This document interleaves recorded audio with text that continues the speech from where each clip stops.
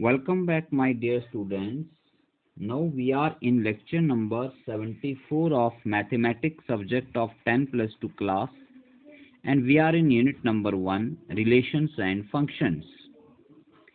In previous lecture, we have studied the relations in detail, and we have understood that if R is a relation on set A, then R will be subset of A cross A. ठीक है, where A cross A is the Cartesian product of a set A. ये हम पिछले lecture में पढ़ चुके हैं, और अगर आपने उसे अभी तक नहीं देखा है तो प्लीज लेक्चर नंबर 73 देख लीजिए, फिर आपको ये अच्छे से समझ आएगा।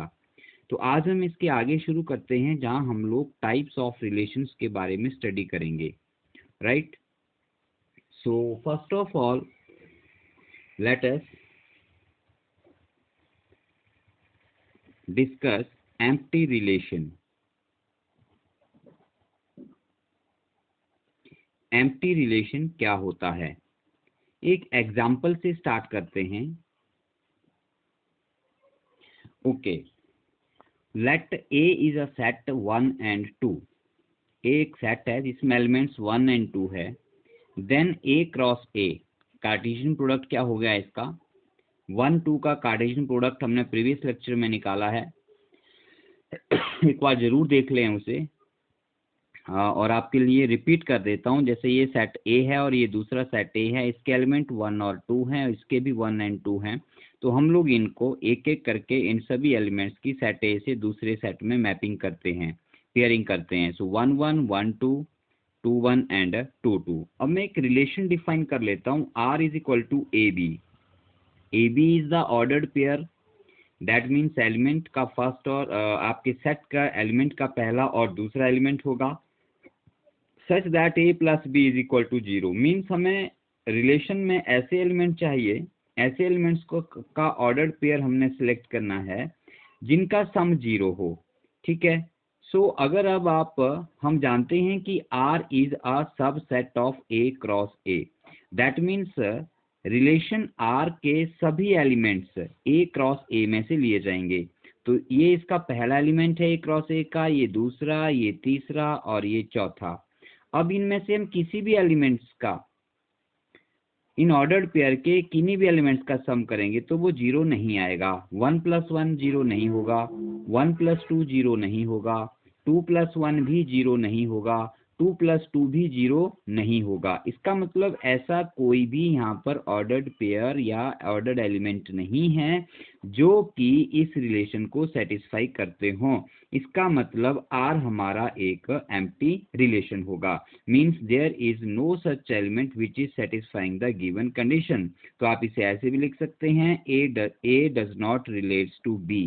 आप ये भी लिख सकते हैं, और ये भी लिख सकते हैं, यहाँ पर A B does not belongs to R, ऐसे भी आप लोग लिख सकते हो, ठीक है। A does not relates to B और A B does not belongs to R for all A belonging to A, for all A B, sorry, all A B belonging to A. इस लाइन का क्या meaning है कि element ए और element B, relation के लिए जो दो एलिमेंट हमने कंसीडर किए हैं वो दोनों सेट ए में से लिए जाएंगे। फॉर ऑल मतलब सेट ए के सभी एलिमेंट्स आपस में रिलेट करके हमने देख लिए, वो रिलेशन को सेटिस्फाई नहीं करते हैं, तो इसे हम लोग क्या कहेंगे, एम्प्टी रिलेशन कहेंगे। Now let us consider the second example. Second example आता है बच्चों यूनिवर्सल रिलेशन।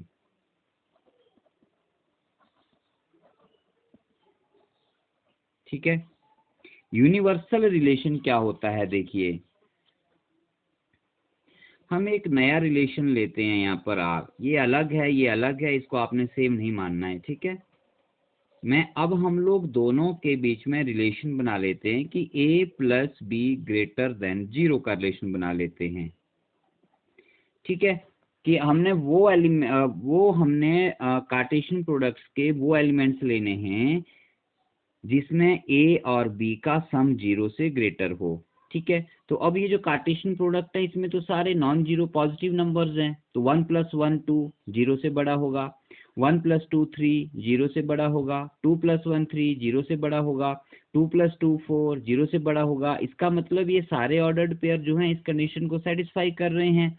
देयरफॉर आपके आर के जो एलिमेंट्स हैं वो क्या हो जाएंगे, वो हो जाएंगे 1 1 1 2 2 1 और 2 2। दैट मीन्स आप यहाँ पे बता सकते हैं कि all ordered pair of A cross A satisfy the relation a + b greater than 0।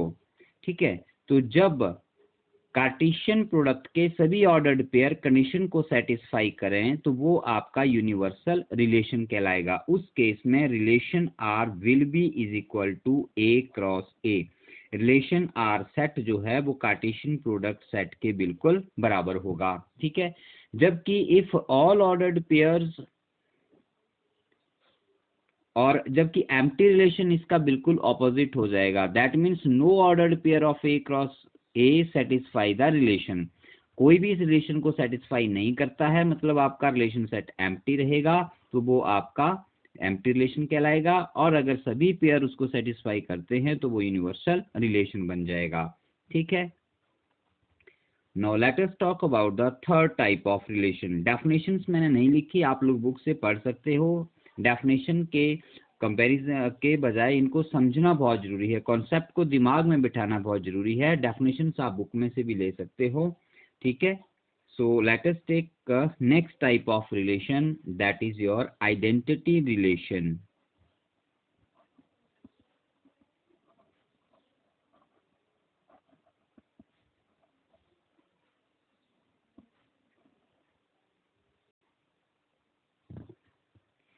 Late us say मैं दिए गए सेट ए जो हमारा यहाँ पर कार्टेशियन प्रोडक्ट है उसके ऊपर एक रिलेशन सेट आर बना लेता हूँ, 1 1 और 2 2। ठीक है, व्हाट डज इट मीन? इसका मतलब ये है बच्चों कि element 1 is related to 1 and element 2 is also related to 2। Means element is related with itself. पहली बात तो ये ध्यान में रख लीजिए कि element is related to itself. कोई भी एलिमेंट अपने आप से रिलेटेड होना चाहिए। पहली कंडीशन ये है आइडेंटिटी रिलेशन की। और दूसरी कंडीशन क्या है? All elements should be related to themselves। आप एक ही लाइन में भी लिख सकते हैं टू themselves, मतलब सभी एलिमेंट अपने साथ रिलेट होने चाहिए, किसी दूसरे के साथ नहीं होने चाहिए। ये बहुत इंपॉर्टेंट है। ठीक है, जैसे मान लीजिए यहाँ पर हम लोग एक अभी हमने एक सेट ए लिया 1 2। ठीक है, इसका हमने कार्टेशियन प्रोडक्ट ए ए लिखा, अभी बनाया हमने ऊपर, फिर से लिख लेते हैं 1 1 1 2 2 1 2 2। अब यहां से मैं एक रिलेशन लिख लेता हूं किसी भी कंडीशन के तहत। मान लीजिए 1 1 एंड 1 2, ये रिलेशन 1 हो गया। एक रिलेशन 2 लिखता हूं मैं 1 1 2 2 2 1। एक रिलेशन और 3 लिखता हूं मैं 1 1। एक और रिलेशन 4 लिख लेता हूं 1 1 and 2 2। We are not bothered about here कि इनके बीच में रिलेशन क्या है, हमें सिर्फ रिलेशन सेट चाहिए। मान लीजिए ये हमारे पास 4 अलग अलग रिलेशन सेट बने, तो इनमें से इन कंडीशंस को कौन सेटिस्फाई करता है, आइडेंटिटी रिलेशन की कंडीशन को कौन सा रिलेशन सेटिस्फाई करेगा। देखिए, all elements should be related to themselves, सभी एलिमेंट अपने साथ रिलेट होने चाहिए, ओनली विद देमसेल्व्स। ठीक है, जैसे फर्स्ट सेट को देखें तो पहले सेट ए के एलिमेंट्स देख लीजिए क्या है, 1 और 2, मतलब 1 का 1 के साथ रिलेशन होना चाहिए और 2 का 2 के साथ भी रिलेशन होना चाहिए, तभी वो आइडेंटिटी रिलेशन बनेगा। सभी एलिमेंट्स का अपने साथ रिलेशन होना चाहिए और इनके अलावा उसमें और कोई रिलेशन नहीं आना चाहिए। तो अब जैसे फर्स्ट सेट को देखें तो 1 1 तो आ रहा है लेकिन 1 2 नहीं आ रहा है, तो ये आइडेंटिटी रिलेशन नहीं होगा। सेकंड रिलेशन में देखें 1 1 आ रहा है, 2 2 भी आ रहा है, लेकिन इसमें 2 1 भी आ गया, तो ये भी आइडेंटिटी रिलेशन नहीं होगा। R3 को देखें, इसमें 1 1 रिलेशन तो है, बाकी और कुछ नहीं है, कोई एलिमेंट्स नहीं है, लेकिन इसमें 2 2 नहीं है, हमें सभी एलिमेंट्स को चेक करना है, तो ये भी आपका आइडेंटिटी रिलेशन नहीं होगा। तो आइडेंटिटी रिलेशन क्या बच गया, 1 1 एंड 2 2, तो ये आ गया आपका आइडेंटिटी रिलेशन। ठीक है, तो इसको डिफाइन कैसे करते हैं, इसको लिखते हैं हम लोग आई ए से लिखते हैं, identity relation is represented by the I A. ठीक है, और इसको आप डिफाइन ऐसे कर सकते हैं, आप लिख सकते हैं कि identity relation I A is equal to A such that A is related to A for all A belonging to A, for each A belonging to A।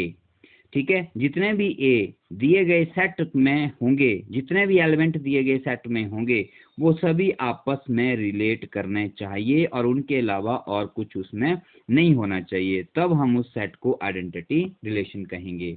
No let us talk about the next type of relation, बहुत important आने वाला है आगे। Okay, so dear students, next is the reflexive relation. क्या होता है, a relation R on set A is said to be reflexive if every element of A, set A के सभी elements is related to itself, element अपने साथ relate होना चाहिए, every element of A should be related to itself. In that case, we can write R is a reflexive if A belongs to R for all A belonging to A। जैसे for example मैं एक set A लिखता हूं, 1 2 3, ये मेरे पास एक set आ गया relation A। ठीक है, सेट आ गया A 1 2 3। अब यहां पर मैं एक रिलेशन R डिफाइन कर देता हूं, देखिए A B such that A less than equal to B, A less than equal to B। अब हम लोग इसका यहाँ पर क्या बनाते हैं, रिलेशन सेट बनाते हैं। कैसे बनेगा, देखो एलिमेंट ए लिख लिया हमने 1 2 3, फिर दोबारा से एलिमेंट ए लिख लिए हमने क्योंकि एक ही सेट है हमारे पास।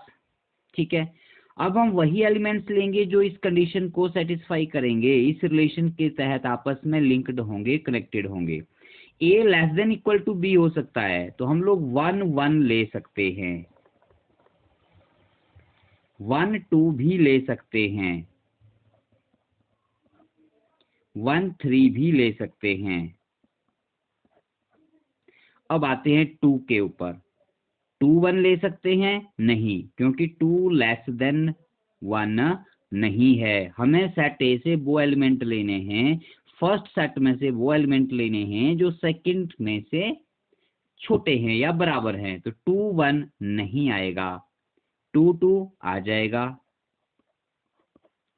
2 3 ये भी आ जाएगा। अब 3 से शुरू करते हैं, 3 1 नहीं आएगा क्योंकि 3 1 से बड़ा है, 3 2 ये भी नहीं आएगा, 3 3 आ जाएगा। आई बात समझ में।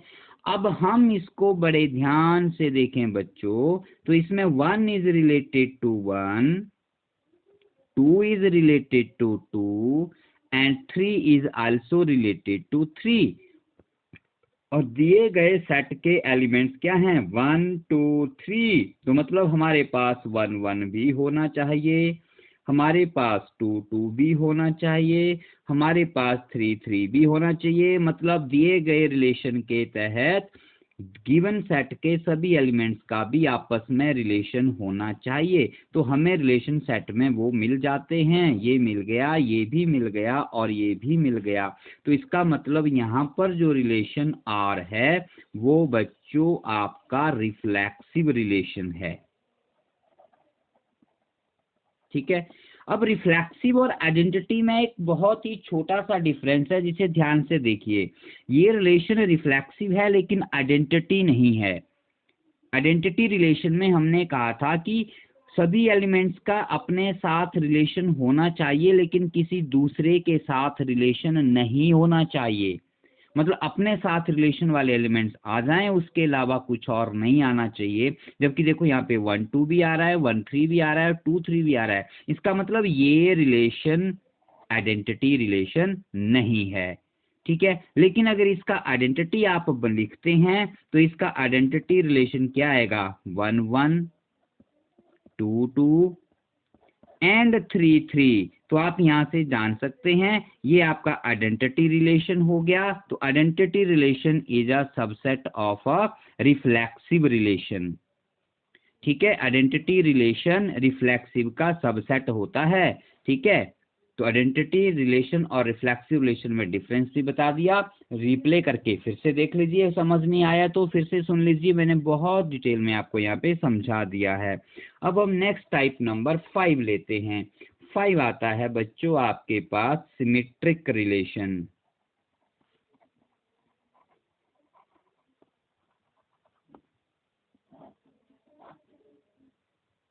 सिमेट्रिक रिलेशन कुछ इस तरह से समझ लीजिए कि अगर हमारे पास कोई दो एलिमेंट्स, कोई product A B belongs to R करता है, then B A should also belongs to R for all A B belonging to set A. ठीक है। किसी दिए गए सेट में कुछ हमारे पास एलिमेंट्स हैं, उनमें से कोई एक रिलेशन हम डिफाइन करते हैं जिसमें ए बी आर को बिलोंग करता है।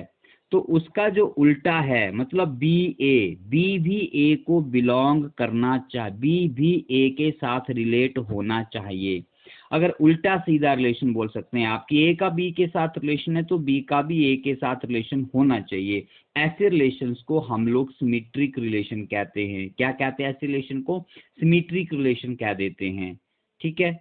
जैसे मान लीजिए मेरे पास कोई एक रिलेशन है और हम यहाँ से उसे लिख लेते हैं। जैसे मान लीजिए, ये मान लीजिए हमारे पास एक सेट ए है, इसके एलिमेंट्स हैं 1 एंड 2, और हम सेट ए पर एक रिलेशन डिफाइन कर देते हैं जैसे A B such that A plus B is equal to 3। ये हमने एक रिलेशन बना दिया, a plus B is equal to 3। तो हम अब रिलेशन r लिखते हैं। यहाँ पे क्या बनेगा, देखो a के एलिमेंट्स क्या हैं, यहाँ बना लेते हैं। a के एलिमेंट्स हैं 1 2, फिर से एक बार लिखेंगे a के एलिमेंट्स 1 2। ठीक है। अब a क्रॉस a हमने बहुत बार निकाल लिया, लेकिन हमें वही एलिमेंट्स लेने हैं जो इस रिलेशन को सेटिस्फाई करेंगे। तो पहले हम 1 1 की बात करते हैं।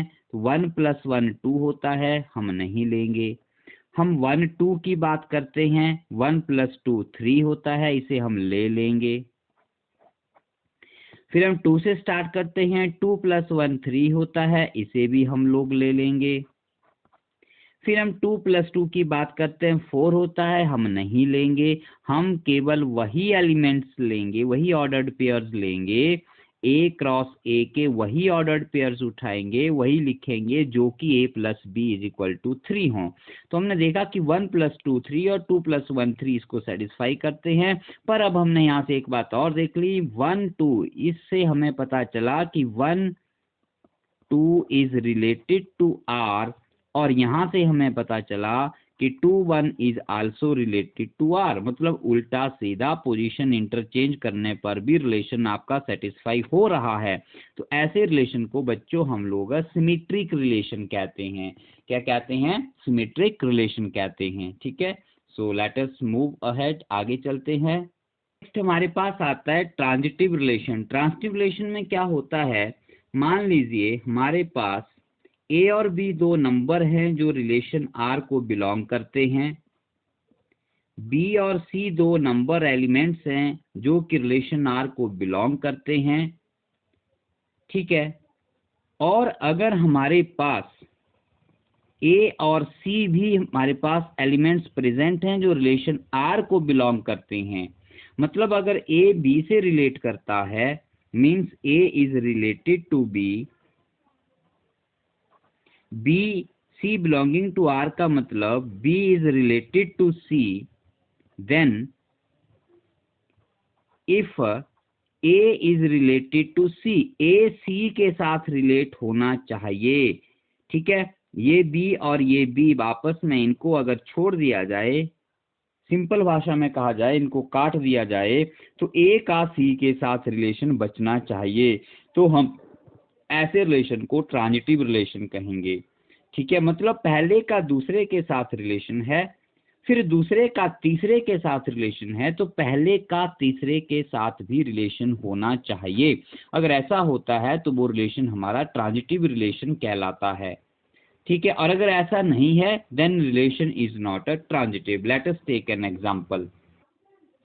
फॉर एग्जांपल हम लोगों ने एक सेट ए लिया और उसके एलिमेंट्स हम लोगों ने मान लीजिए 2 8 10 ले लिए, ठीक है। अब हमने एक रिलेशन आर डिफाइन किया जो हमें मिला 2 8 8 10 एंड 2 10। कैसे आया डजेंट मैटर, रिलेशन क्या डिफाइन है हमें उसमें नहीं जाना है, हमें इसको सिर्फ समझना है। तो अगर आप 2 को ए मान लेते हैं, 8 को बी मान लेते हैं, ठीक है, तो 8 यहाँ पर फिर से बी आ गया और 10 आपका यहाँ पर सी हो गया, ठीक है। तो ए और बी 2 और 8 रिलेशन आर को बिलोंग करते हैं, 8 एंड 10 बी और सी रिलेशन आर को बिलोंग करते हैं। तो यहाँ से देखिए 2 क्या है ए और 10 क्या है आपका सी, तो ए और सी भी आपके रिलेशन आर को बिलोंग करते हैं, ठीक है। मतलब 2 8 belongs to R and 8 10 belongs to R. 2 8 first element, first ordered pair का लास्ट एलिमेंट और सेकेंड ऑर्डर्ड पेयर का फर्स्ट एलिमेंट, ये कॉमन होने चाहिए। इन कॉमन्स को छोड़ दिया जाए तो पहले का पहला और लास्ट का लास्ट, दैट इज 2 एंड 10, ये भी बिलोंग होने चाहिए, that is 2 10 should belong to R. है इसमें, यस 2 10 बिलोंग कर रहे हैं, इसका मतलब ये रिलेशन हमारा ट्रांजिटिव होगा। बाकी हम आगे एग्जांपल्स करेंगे, वहां पर आपको रिलेशंस भी दिए होंगे, बहुत सारे एग्जांपल्स भी हम स्टडी करेंगे, क्वेश्चंस भी करेंगे, तो वहां से हमें पता चल जाएगा, ठीक है।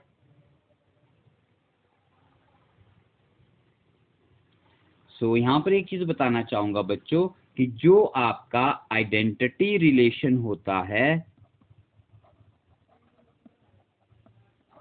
वो आपका रिफ्लेक्सिव भी होता है, सिमेट्रिक भी होता है और ट्रांजिटिव भी होता है, वो सभी कंडीशंस को सेटिस्फाई करता है, ठीक है।